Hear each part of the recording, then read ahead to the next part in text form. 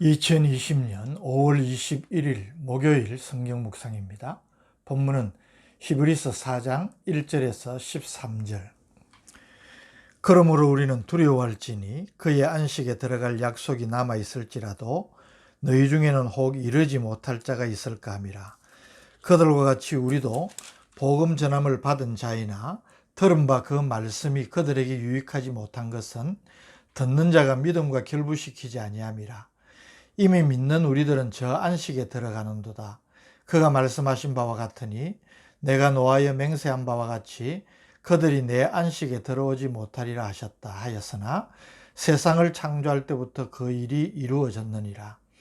제7일에 관하여는 어딘가에 이렇게 일렀으되 하나님은 제7일에 그의 모든 일을 쉬셨다 하였으며 또다시 거기에 그들이 내 안식에 들어오지 못하리라 하였으니 그러면 거기에 들어갈 자들이 남아있거니와 복음 전함을 먼저 받은 자들은 순종하지 아니함으로 말미암아 들어가지 못하였으므로 오랜 후에 다윗의 글에 다시 어느 날을 정하여 오늘이라고 미리 이같이 일렀으되 오늘 너희가 그의 음성을 듣거든 너희 마음을 완고하게 하지 말라 하였느니 만일 여호수아가 그들에게 안식을 주었더라면 그 후에 다른 날을 말씀하지 아니하셨으리라. 그런즉 안식할 때가 하나님의 백성에게 남아있도다. 이미 그의 안식에 들어간 자는 하나님이 자기의 일을 쉬심과 같이 그도 자기의 일을 쉬느니라. 그러므로 우리가 저 안식에 들어가기를 힘쓸지니 이는 누구든지 저 순종하지 아니하는 본에 빠지지 않게 하려 함이라. 하나님의 말씀은 살아있고 활력이 있어 좌우의 날선 어떤 검보다도 예리하여 혼과 영과 및 관절과 골수를 찔러 쪼개기까지 하며 또 마음의 생각과 뜻을 판단하니 지으신 것이 하나도 그 앞에 나타나지 않음이 없고 우리의 결산을 받으실 이의 눈앞에 만물이 벌거벗은 것 같이 드러나느니라. 아멘. 압달락에서 모세보다도 우월하신 그리스도를 논증하는 가운데 출애굽의 구원의 은혜를 받았음에도 불구하고 불신앙과 불순종으로 인해 약속의 땅 가나안의 안식에 들어가지 못한 이스라엘 백성들을 예로 들어 성도들에게 서로 돌아보고 주의하고 피차 권면하여 죄의 유혹에 떨어지지 않도록 하라고 권고한 바 있습니다. 오늘 본문은 동일한 내용을 재차 교훈하지만 위로와 소망을 주는 메시지를 함께 포함하고 있습니다. 먼저 1절에서 7절은 성도들을 향해 다시 한번 출애굽하였지만 안식에 들어가지 못한 이스라엘 백성들의 근본적인 원인을 지적하여 교훈하는 내용입니다. 1절, 그러므로 우리는 두려워할지니 그의 안식에 들어갈 약속이 남아 있을지라도 너희 중에는 혹 이르지 못할 자가 있을까 함이라.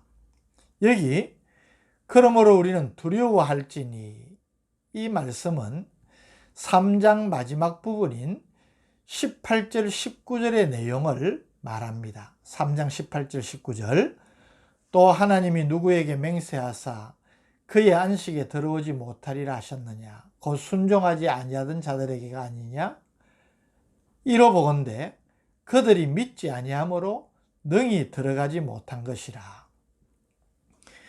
출애굽했지만 약속의 땅 가나안의 안식에 들어가지 못한 것은 저들이 믿음으로 순종하지 못했기 때문이라는 것을 지적하는 것입니다.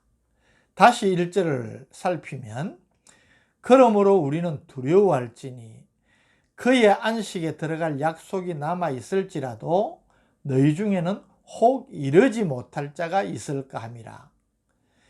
그의 안식에 들어갈 약속이 남아 있을지라도 여기 약속이라는 말은 에판겔리아라는 단어인데 공적으로 선언된 말이라는 의미입니다. 자기 백성을 안식에 들어가게 하시겠다는 하나님의 약속을 의미하는 것입니다. 그런데 하나님께서 이렇게 공적으로 약속하셨는데 그런데 너희 중에는 혹 이르지 못할 자가 있을까 함이라. 이렇게 말씀하고 있습니다. 여기 이르지 못할 자는 목표에 미치지 못한 자라는 뜻입니다. 그래서 하나님께서 약속을 그렇게 하셨지만 실제로 안식에 들어가지 못할 자가 있을까 두려워하라는 것입니다. 하나님의 약속을 받고도 이렇게 실제로 안식에 들어가지 못하는 안타까운 일이 왜 일어날까요? 우리는 2절을 주목하게 됩니다. 2절, 그들과 같이 우리도 복음 전함을 받은 자이나 들은 바 그 말씀이 그들에게 유익하지 못한 것은 듣는 자가 믿음과 결부시키지 아니함이라. 여기 그들과 같이 우리도 그랬습니다. 여기 그들은 출애굽 당시에 1세대 이스라엘 백성을 말하는 것이고, 우리는 신약시대의 성도들을 말합니다. 출애굽 당시의 이스라엘 백성들이 하나님께서 가나안 땅에서의 안식이라는 축복을 약속받았던 것처럼 신약시대의 성도들도 천국에서의 영원한 안식이라는 축복을 약속받았다는 것입니다. 그런데 문제는 아무리 좋은 약속을 받았다 해도 그 약속을 믿음으로 받아들이지 않는다면 아무런 유익이 없다는 것입니다. 그 말씀이 그들에게 유익하지 못한 것은 듣는 자가 믿음과 결부시키지 아니함이라. 하나님이 출애굽 1세대 이스라엘 백성에게 가나안 땅에 들어가리라는 복음을 주셨지만 믿음으로 응답하지 않았기 때문에 그들 가운데 믿음으로 반응했던 여호수아와 갈렙 외에는 한 사람도 그 안식의 복을 누리지 못한 것입니다. 오늘 우리에게 두려운 교훈을 주고 있지 않습니까? 오늘 우리도 하나님의 놀라운 축복의 약속을 받았지만 우리가 믿음으로 응답하지 않으면 아무 유익이 없음을 알아야 한다는 사실입니다. 히브리서 저자는 출애굽 제1세대 이스라엘 백성들이 안식에 들어가지 못한 예를 들어서 신약 시대의 성도들에게 경고를 함과 동시에, 그러나 신약 시대 성도들에게는 아직 기회가 있으니 이를 거울 삼아서 하나님의 뜻에 불순종함으로 안식에 들어가지 못하는 잘못을 범하지 말고 하나님께 온전히 순종함으로 안식에 들어가기를 힘써라, 그렇게 격려하고 있는 것입니다. 11절, 그러므로 우리가 저 안식에 들어가기를 힘쓸지니 이는 누구든지 저 순종하지 아니하는 본에 빠지지 않게 하려니라.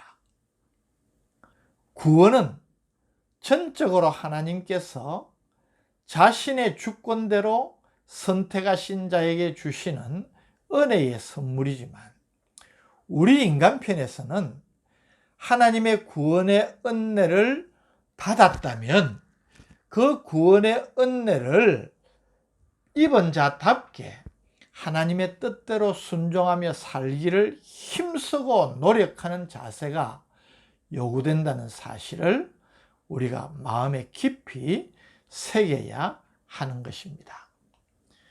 값없이 주시는 그 귀한 은혜를 받고 마치 따놓은 당상처럼 구원의 은혜를 가볍게 여기고 무분별한 신앙생활을 하고 있지는 않은지 우리 자신들을 살펴야 한다는 것입니다.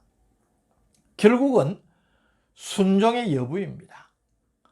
출애굽한 1세대 이스라엘 백성들도 구원의 은혜를 받고 또 하나님께로부터 계명, 즉 하나님의 말씀을 받았으면서도 저들은 그 말씀을 순종하고자 하는 믿음이 없었음을 우리가 주목해야 됩니다. 오늘 소위 신앙생활 한다고 하는 우리에게도 깊이 생각해 볼 문제가 아니겠습니까? 믿음이 무엇입니까? 믿음 하지만 참 믿음은 하나님께 순종할 수 있는 믿음입니다.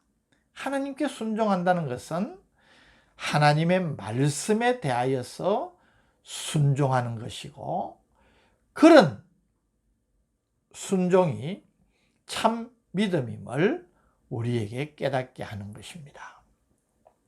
오늘 우리는 믿음을 가지고 있다고 말합니다. 그리고 믿음으로 살아간다고 생각합니다.